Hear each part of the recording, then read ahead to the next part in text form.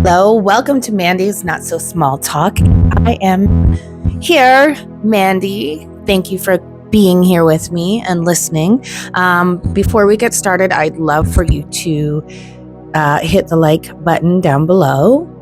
And that helps with the exchange of energy because I'm giving my energy to you, and it would be super reciprocal to continue to keep that flow of giving. And so you can give back by just simply liking that like button below. And if you like my content, please subscribe. That way you can not miss anything and hit the bell icon so it can give you a notification whenever I upload a new video. So since we've done that, what I want to do with this channel is I just really want to be open and raw and honest and show up, authentically. I have no makeup on here today, and then maybe some days I will dress up and wear makeup, and all these versions of me are all me. Sometimes I feel like, looking nice. Sometimes I feel like looking casual. Sometimes, I like to be silly. Sometimes I'm deep. Sometimes I'm funny. Sometimes I'm just playful. Like, we're all these many multifaceted things. And I've never been one where I could whenever I found that someone wanting to fit me into a box, or that I started to fit into a box, I would kind of rebel against that. And I'd want to do something like, oh no, I don't want to be loved for this, because I know that I'm multifaceted and I want to experience life. And if you love me for an image, you're not truly loving me. And so then I get kind of rebellious, because I'm like, you don't love me. So that's why I never really liked the idea of someone being attracted to me because I'm a bodybuilder, or someone not liking me because I have muscle, because it's like, I might want to do this, I might want to do that, I might want to look different. And I want the freedom to feel that I'm going to be that, the feelings are not going to change if I decide that I want to experience life in a new way. And I know that kind of feels threatened to people, because then it's like, oh, well,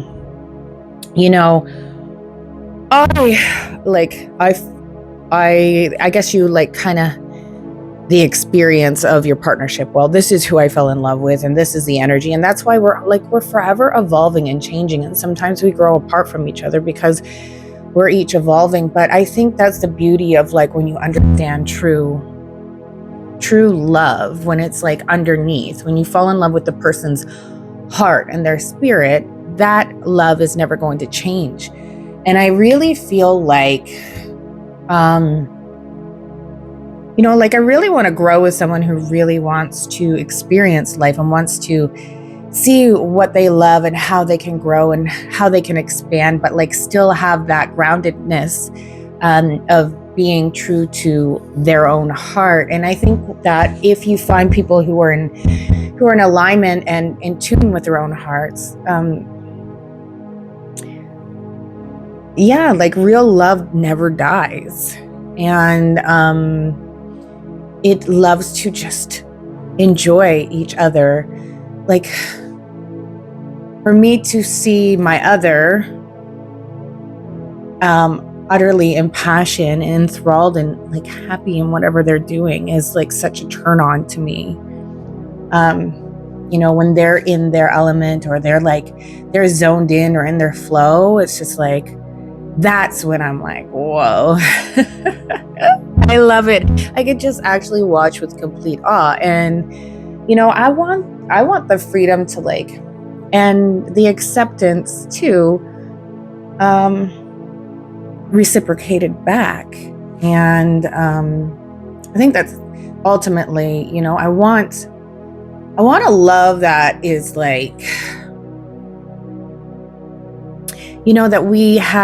we create a secure, stable foundation that we can grow and explore and expand our lives together and consider each other, but not hold each other back. Like I've always kind of been like, well, if that's what you want to experience, like I want to help you be able to get there. What is it that you want to experience? Why do you want to experience that?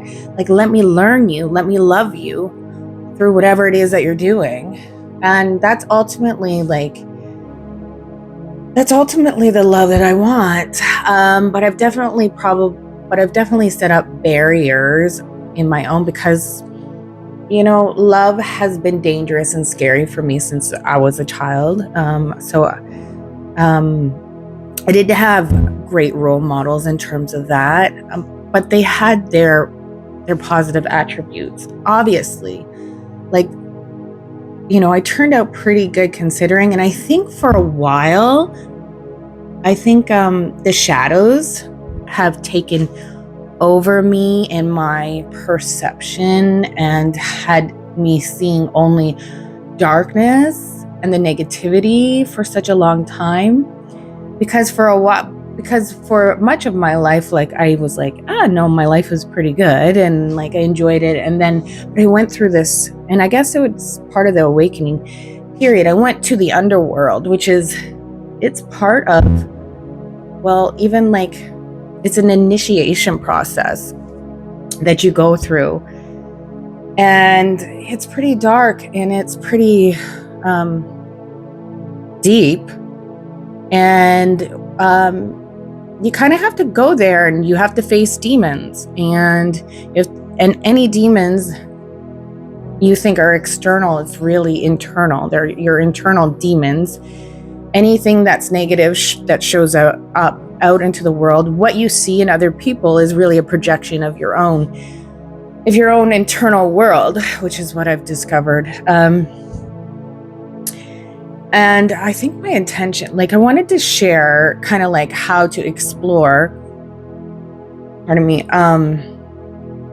to explore like a shadow part of yourself and how to invite that in with curiosity and to understand that it's by owning our shadow parts and our toxic traits that we actually regain more lightness within us, that we actually can then let go of more the attachments to whatever that story is, and that energetic cord that keeps us to that and has us running in a loop of that experience, when we can actually own and love all of our traits. Sometimes in the shadows, we may have shadow aspects of, they may be good traits about us that we didn't believe that we owned as well. So it's not all like doing shadow work isn't always meaning like, the traits that we perceive as negative. They may also be traits of us that we disown about ourselves that are actually seen as like a positive trait. And this idea of negative and positive is just like a construct anyways. So when we like start to navigate what it actually means, and that it's just really, it's really energetic. It's an energy, right? So it's like what polarity is that? Is it a negative? Is it negative or positive? And how you can actually neutralize that into the experience, and then you basically take what's in the darkness and you bring it to the light. And then when you show it love, it integrates as a part of you, and then it no longer has control over you, and you are able to flow with life and the experience and the emotions. And it's a work in progress, and we need to understand self-love and compassion. And a lot of times we think we're giving that out into the world, but when we're not giving it to ourselves, we're probably causing illusions of what we're actually giving, because we may think that we're holier art than thou, and really we're full of secret judgments. And I speak to that because now I can reflect back to, I definitely had a lot of hidden aspects, like I would observe a lot of shadow things and thoughts and traits about myself, but like, I didn't want to own them. So like I pushed them down deep and then I would, when you push them down deep, what happens is that you become very judgmental when you see them within others. So those are the traits sometimes you will pick up in others and feel like, and you will judge them. And then some people will say, I'm not judging. And they were a cognitive dissonance, but it's like, no, this is just a fact. But what you see in others is truly a reflection of something within yourself. So if you are seeing, certain specific traits in others, then there's something within yourself. You own those traits too. And so the more that you disown them, the more they're going to bother you when you see them. Especially if you don't want to have those traits and you see them in others and you feel like, or there's a trait that you wish that you had and you see them in others, and it might cause you to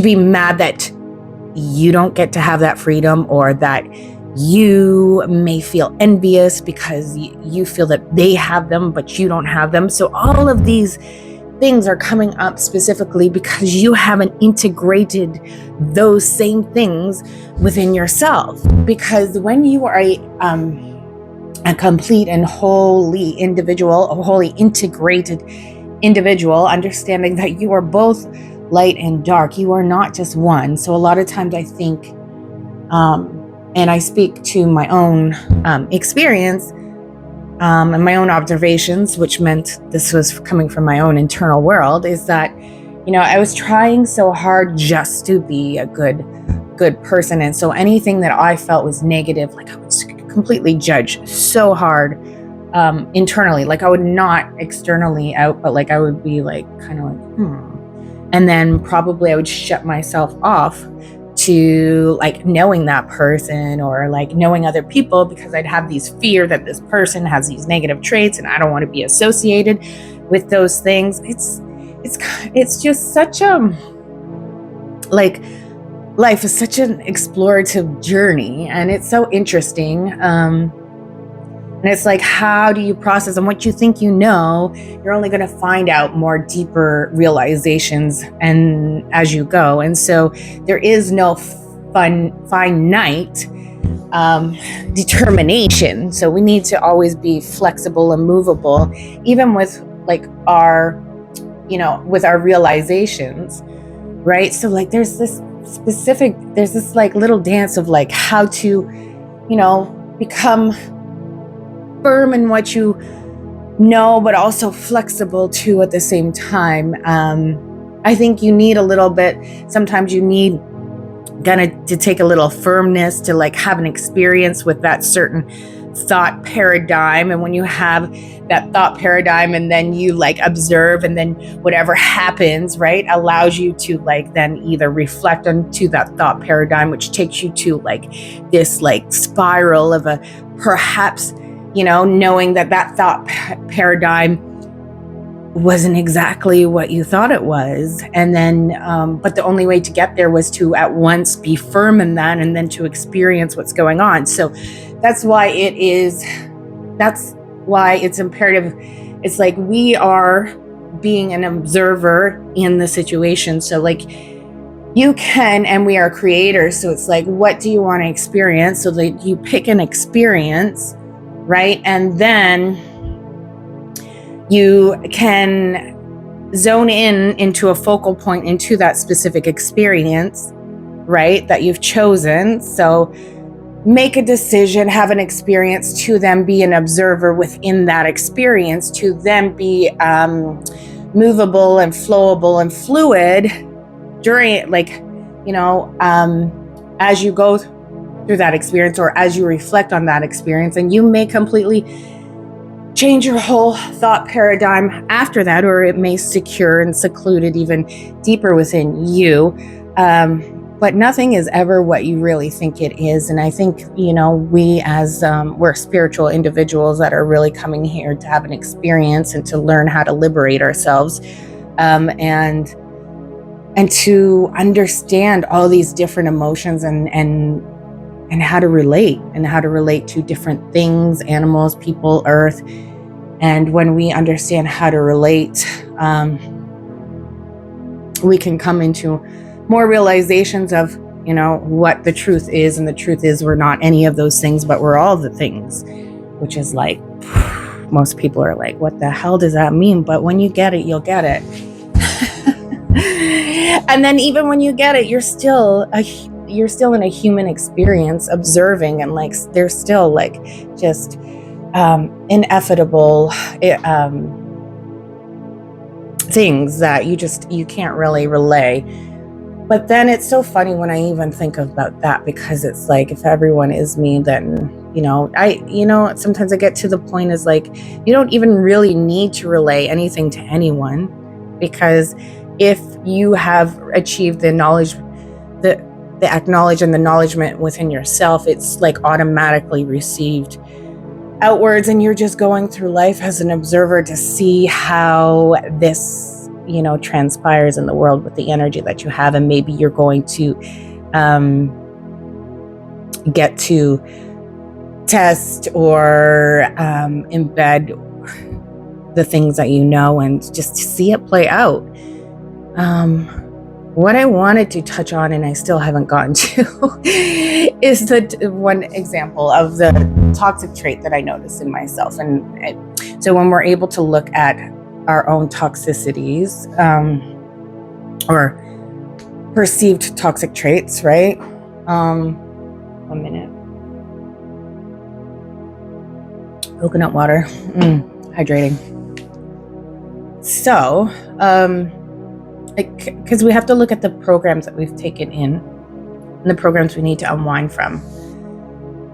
So one toxic trait that I noticed that I would have is that I would, out of a protective place, like if I'm in a relationship and I would get scared in that relationship, like thinking like, oh my gosh, this person, like in my head, right? Like, this is not a safe person. I'm going to be trapped. They're going to try and control me. And they don't have my best interest in mind. And I get scared. And then so what I then immediately do is like, rather than have a conversation, because like in my head is like, this person's not going to listen to my needs. This person's not going to understand me. They don't care about my needs. They're not safe. So I immediately, my fight, flight response is like, I need out. I need to break up. I need to do whatever I can to sabotage this relationship and do it in a way that they're not want to get back with me, because they're dangerous. And I want this to end, and I need to end this in a way where there's no repair. So like, I mean, it doesn't make sense in a, like when you're in the fire, right? So like I would immediately be like, no, that's just over, blah, blah, blah. I would react, break up with the person. And in my mind, that's it, I'm done. Like, and it's simply a protective program that I have. Also, like, it comes from like, I think this person's going to break up with me eventually. They don't really love me, so I'm going to break up with them first. I'm going to end this now. There's a few layers. So, but here's the thing is like, some people might think that some people do the breakup thing as a test to see if that person's going to come back, or like, as a test, like more like they're trying to punish that person. But for me, it was never about like, I need to punish that person. For me, it was like, I'm trying to protect myself because I feel this is dangerous person, whether that be true or not. But in my head in that moment, it's very real, very true for me. And I never, the thing about the realization that came in for me, because I was seeing this person and I really, really have strong feelings for this person, but I'd be scared.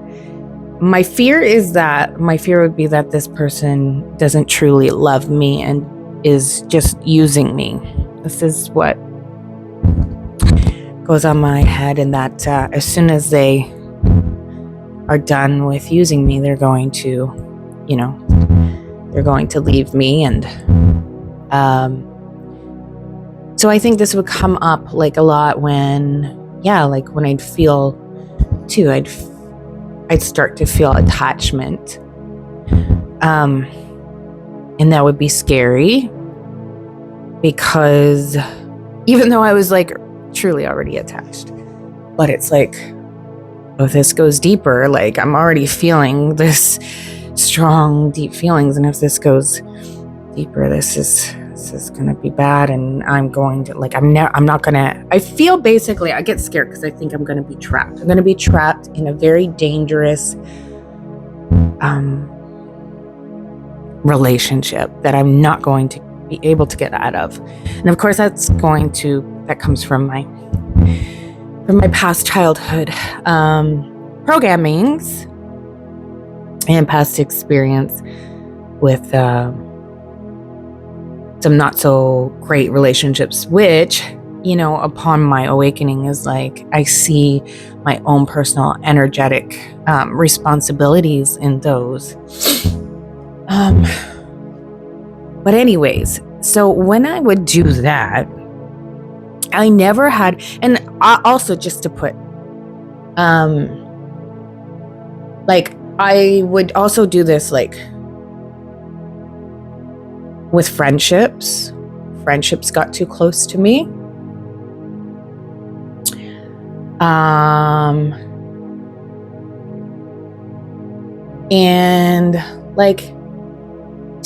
I push, and family members, if anyone comes too close to me, I push them away. And I didn't realize I'm doing this. It's just kind of ugh. It's I like to do my own thing. If you act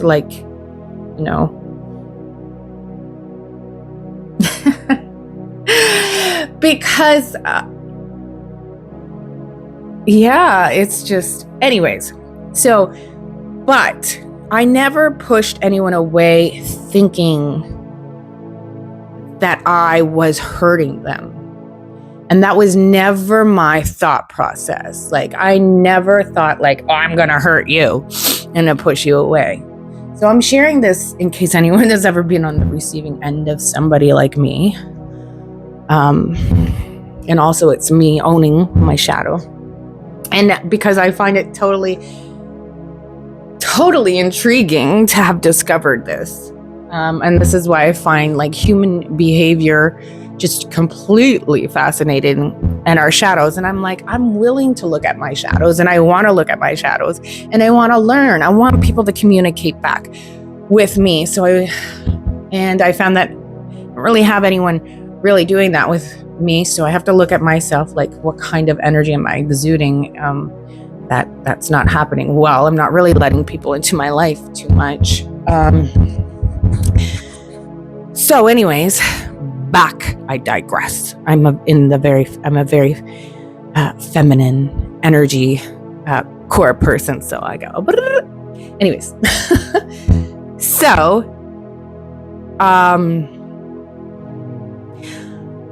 the realization and the clearing of that for me was the realization that by me doing that, I was hurting the other person.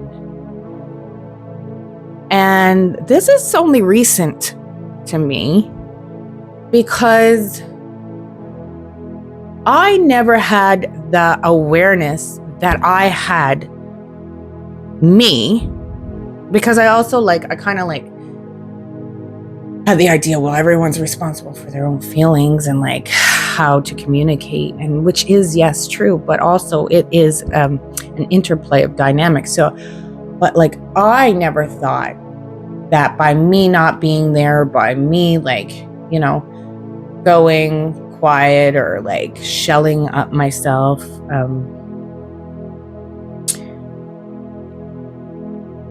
that I had the capability of ever causing anyone to miss me. I didn't think anyone could ever miss me. And that wasn't a sad thing for me. It was just this just doesn't happen. That's the way, because you have to understand, we all come from different programmings and different backgrounds. So I was shipped around a lot as a child and from parent to parent, and it was moved more than once, twice, 3 times a year from different schools. And when I would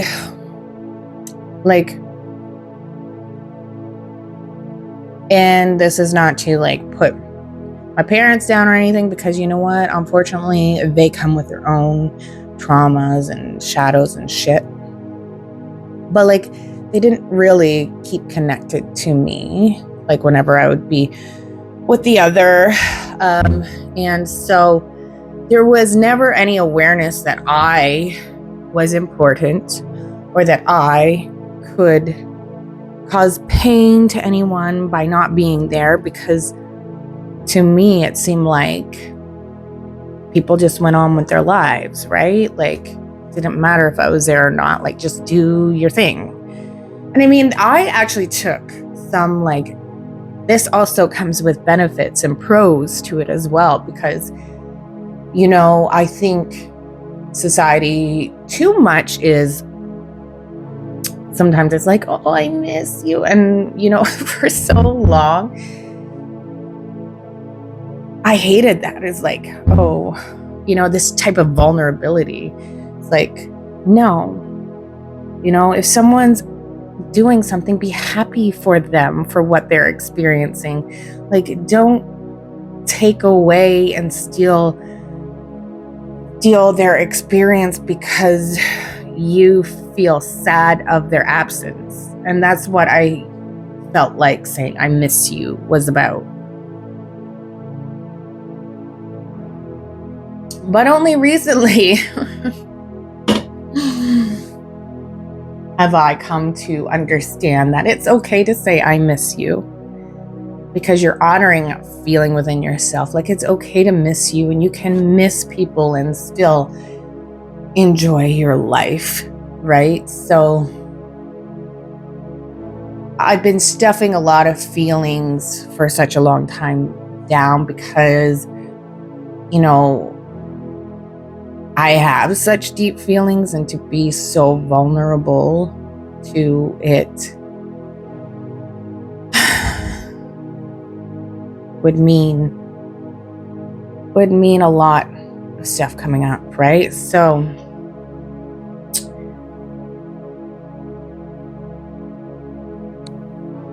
what was happening in my relationship is just stuff being reflected back to me. So it was funny because in a relationship of someone that I really wanted more connection with, but also I also value my sovereignty so much, and so I'd have this hot and cold dynamic, and I just get I'm why doesn't this person communicate and open up? But when we look at our shadows and what we're seeing, we have to take whatever we're wanting to receive and ask ourselves, are we doing this? Because in reality, I was not really open and communicating to myself my own needs, and I wasn't opening up and communicating my feelings. What I was doing most of the time is being critical and defensive and like, why is this person not doing this? Why are they not doing that? Why are they, rather than like, okay, so like what, I miss this person. I enjoy this person. I have feelings for this person, and I don't have to wait for them to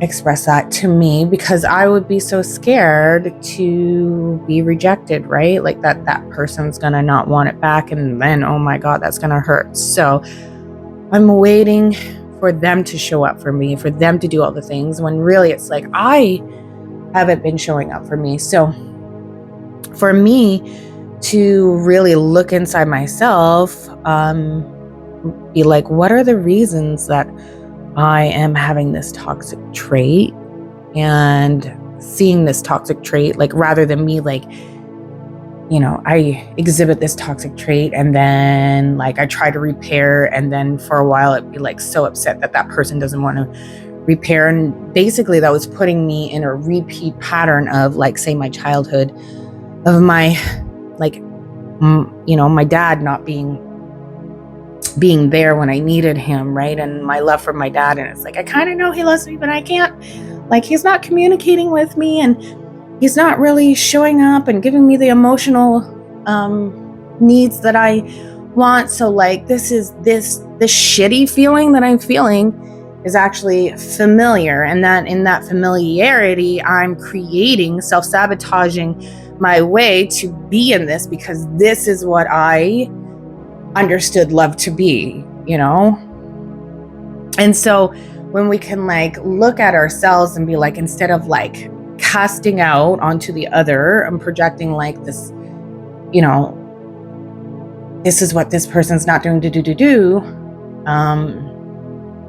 ability to be like, oh, okay, yeah, so I'm seeing them exhibit toxic traits. Let me revert that back to myself.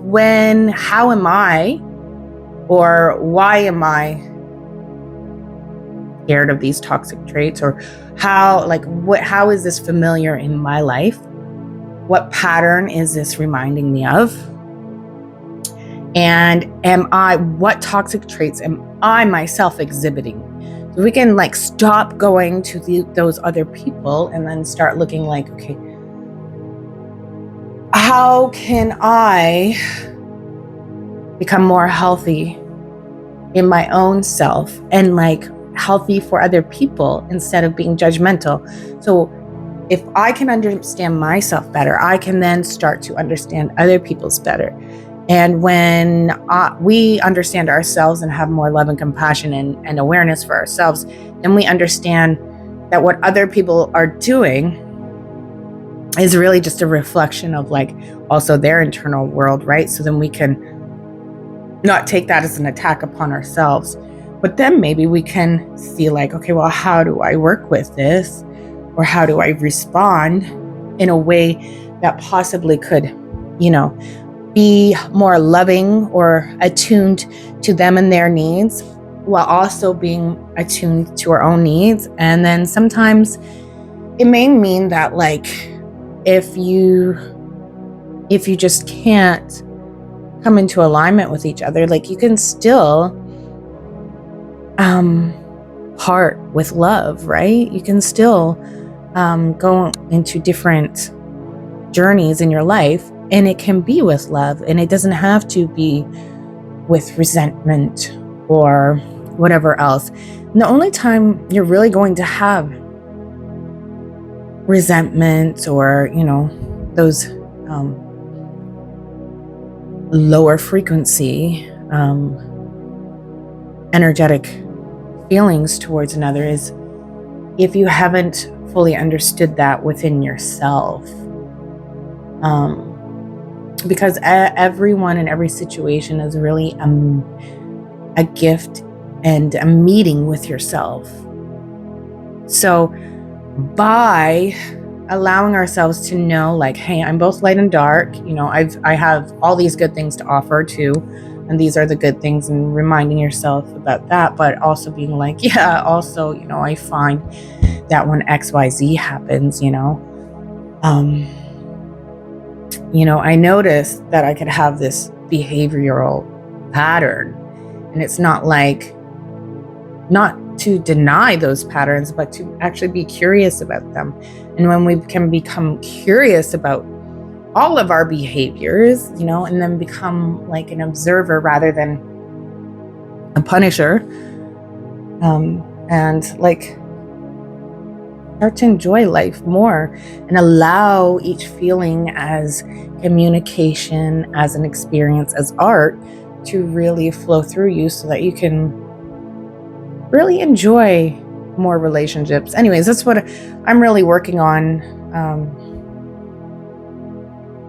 And it's in my astrological, the cosmos chart that I'll definitely be working and focused on relationships and building, and then especially with my career, taking a course in psychodynamics is basically like a shadow worker coach. So I will be completing that soon. So if you're interested in coaching, and getting to know yourself and what blockages you have for any goals that you might have, you may want to work with me. Right now I am doing coaching for fitness, and I got my IFBB Pro card in 2019 as a single mother of 2 beautiful girls. So I know what I'm doing there, and I don't really want to coach anyone to an extreme level of stage, but I'm interested in coaching people to, your best selves and your best fitness lifestyle. And I can assist you with whatever that goal is that you want to do. And I think together, because it's a relationship that we're building together. And so it takes both of us. So I cannot give you the discipline that's going to take you to where you need to be, but I can totally facilitate you and guide you and help you with the knowledge and the encouragement and the skill set, while you're also doing, you can focus on your other things and allow me to set a program up for you, and then we would meet weekly. So if you're interested with that, of course, send me a message. Also, just like this post, do it, put an emoji down. Let me know that you've watched this to the end, because your comments help also, the algorithm and the engagement. So that would really help me grow this channel, and hit the subscribe button, and tell me, comment below if you want to share anything about yourself, or if you've overcome a toxic trait, possibly. That might be a little personal, but if you feel open to share, because you know what? I really believe in that healing means when you can talk freely about anything, because it's just a story.